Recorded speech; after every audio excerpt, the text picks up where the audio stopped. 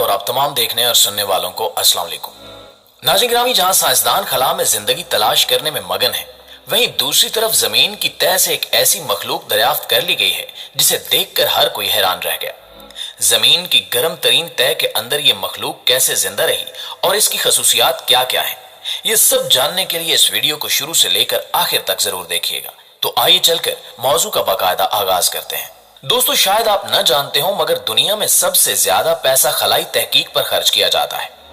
आज तक बेशतर मिशंस खला में भेजे जा चुके हैं जिनका मकसद है कि ये मालूम किया जा सके कि खला में हमारी जमीन के अलावा और कौन से सितारे हैं जहां जिंदगी गुजारी जा सकती है या कोई मखलूक आबाद हो।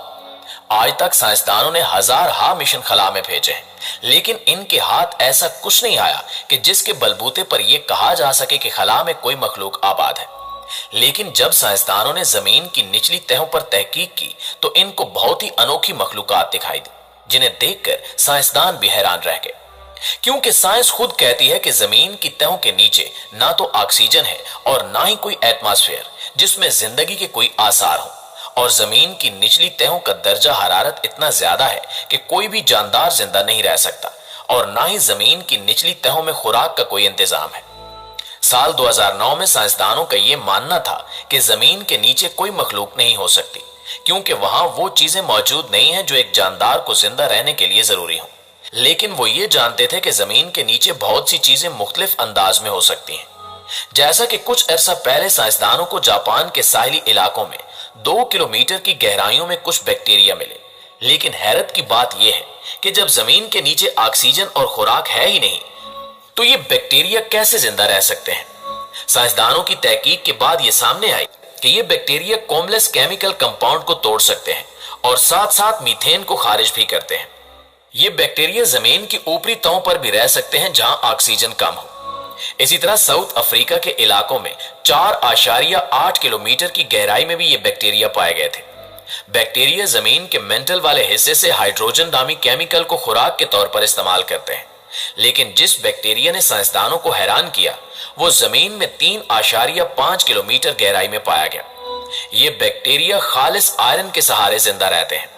यही नहीं बल्कि इनके हवाले से ये इंकिशाफ भी हुआ कि ये बैक्टीरिया जमीन की तह में 121 डिग्री सेंटीग्रेड के दर्जा हरारत में भी बआसानी जिंदा रह सकते हैं। नाज़रीन गिरामी, मुहक्किकीन कहते हैं कि हो सकता है कि इससे भी ज्यादा गहराई में कई ऐसे जानदार मौजूद हों जिनके बारे में आज तक इंसान जान नहीं पाया। लेकिन ये हमें तब मालूम हो सकता है जब हम बारीक बीनी से इसका मुताला और तहकीक करें। अलबत्ता जमीन पर मौजूद पानी इस चीज की खोज को थोड़ा मुश्किल बनाने का सबब बनता है। साइंसदानों ने फिर भी इस काम को नहीं रोका और इनकी अनथक मेहनत के नतीजे से ही हाल ही में इनको इसका सिला इस तरह मिला कि वो अपने मकासद में कामयाब हो गए। पैसिफिक ओशियन की गहराई में समंदर की तह के नीचे तकरीबन 2 किलोमीटर अंदर जाने से साइंसदानों को कुछ ऐसे बैक्टीरियाज मिले जो क्रूड ऑयल यानी खाम तेल पर जिंदा रहते हैं। साइंसदानों को इस बैक्टीरिया के अंदर से बहुत अच्छा पार्टिकल इम्प्लीमेंटेशन मिला है। इस बैक्टीरिया को साइंसदान इकोलॉजिकल डिजास्टर से बचने के लिए इस्तेमाल करेंगे। साइंसदानों ने यह भी मालूम किया है कि यह बैक्टीरिया किस तरह अपनी तादाद बढ़ाता है, जो समंदर में फैलने वाले तेल को साफ करने में मदद दे सकता है। दोस्तों, अब आते हैं उस बैक्टीरिया पे जो जमीन की 3 किलोमीटर की गहराई में पाए गए। इनके बारे में जानकर आप दंग रह जाएंगे, क्योंकि इनकी खुराक बहुत अजीबोगरीब है। ये बैक्टीरिया जमीन की उस तह में मौजूद होता है जहां जिंदा रहने का कोई चांस नहीं है। वहां पर ये बैक्टीरिया आर्सेनिक और सल्फर को खुराक के तौर पर इस्तेमाल करते हैं। साइंसदान बहुत अरसे से इस खोज में है कि इनको क्रियोबेरा क्यू में मल्टी सेलुलर बैक्टीरियाज मिल जाएं। ये गार दुनिया की दूसरी गहरी तरीन गार है और ये काजिया के इलाके में पाई जाती है। इस गार में रिसर्च के दौरान साइंसदानों को एक ऐसा बैक्टीरिया भी मिला जिसकी आंखें नहीं हैं, यानी ये बैक्टीरिया देख नहीं सकता, और इसके जिस्म पर काले धब्बे पाए जाते हैं जो उस गार में पाए जाने वाले जानदारों से बिल्कुल मुख्तलिफ हैं। इसके अलावा साइंसदानों ने बहुत से मल्टी सेलुलर जानदारों को भी ढूंढा है। दोस्तों, कई बार कुछ नया दरियाफ्त करने के लिए साइंसदानों को बहुत दूर जाना नहीं पड़ता।